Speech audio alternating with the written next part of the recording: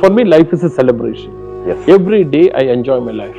കഴിഞ്ഞ ദിവസം മരിച്ചുപോയ ഡോക്ടർ സി ജെ റോയ് പറഞ്ഞ വാചകമാണ് നിങ്ങൾ കേട്ടത്. Life is a celebration. അതായത് ജീവിതം ഒരു ആഘോഷമാണ്, എൻജോയ് ചെയ്ത് ജീവിക്കുക. ആ വാക്കുകൾ കേട്ടപ്പോൾ എൻ്റെ മനസ്സിൽ ഓടിയെത്തുന്ന ഒരു പാട്ടിൻ്റെ വരികളുണ്ട്. ഞാനതൊന്ന് പാടാൻ ശ്രമിക്കുകയാണ്, ഒന്ന് കേൾക്കണേ. മായയാമി ലോകം ഇത് മാറും നിഴൽ പോലെ, മാറും മണ്ണായി വേഗം നിൻ ജീവൻ പോയിടും. ആനന്ദത്താൽ ജീവിതം മനോഹരമാക്കാം എന്നു നനയ്ക്കരുതേ, ഇത് നശ്വരമാണേ.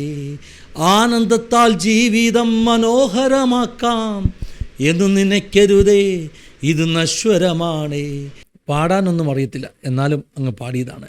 ലൈഫ് ഈസ് എ സെലിബ്രേഷൻ എന്ന് പറയുന്നവരോട്, പഴയ എപ്പിക്യൂരിയൻ ഫിലോസഫി, തിന്നുക, കുടിക്കുക, ആനന്ദിക്കുക, നാളെ മരിക്കുമല്ലോ എന്ന് പറയുന്നവരോട്, അതായത് സി ജെ റോയുടെ ആ ഒരു ചെറിയ വാക്കുകൾ നിങ്ങൾ കേട്ടില്ലേ, അദ്ദേഹത്തിൻ്റെ ഫിലോസഫി ആയിരുന്നു. അദ്ദേഹത്തിൻ്റെ മാത്രമല്ല, ഈ കാലത്ത് പലരുടെയും ഫിലോസഫിയാണ്.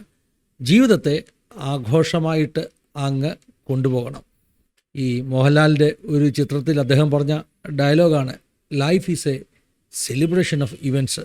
അതാണിപ്പോൾ പലരും പറഞ്ഞുകൊണ്ട് നടക്കുന്നതും ജീവിക്കുന്നതും. ഇങ്ങനെ അടിച്ചു പൊളിച്ചങ്ങ് ജീവിക്കുക. സത്യത്തിൽ അതാണോ ജീവിതം? അല്ല. ആനന്ദത്താൽ ജീവിതം മനോഹരമാക്കാം എന്ന് നനയ്ക്കല്ലേ എന്ന് ഭക്തവത്സലൻ എഴുതിയ വരികൾ നമ്മൾ ഒന്നുകൂടെ മനസ്സിലൊന്നിടണം.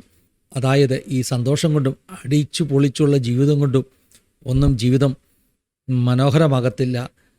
അന്നന്നത്തേക്കുള്ള ഭക്ഷണമേ ഉള്ളെങ്കിലും, പണമൊന്നും ഉണ്ടാക്കിയില്ലെങ്കിലും, ദൈവകൃപയിൽ ഹൃദയത്തിൽ സമാധാനം അനുഭവിച്ച് കർത്താവിൻ്റെ കരം പിടിച്ച് നിത്യതയ്ക്ക് വേണ്ടി ഒരുങ്ങുന്നതാണ് യഥാർത്ഥ ജീവിത വിജയം എന്ന രഹസ്യം നമ്മൾ തിരിച്ചറിയണം.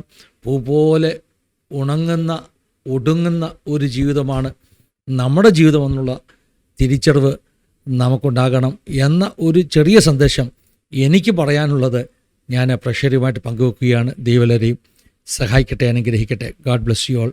Have A wonderful time.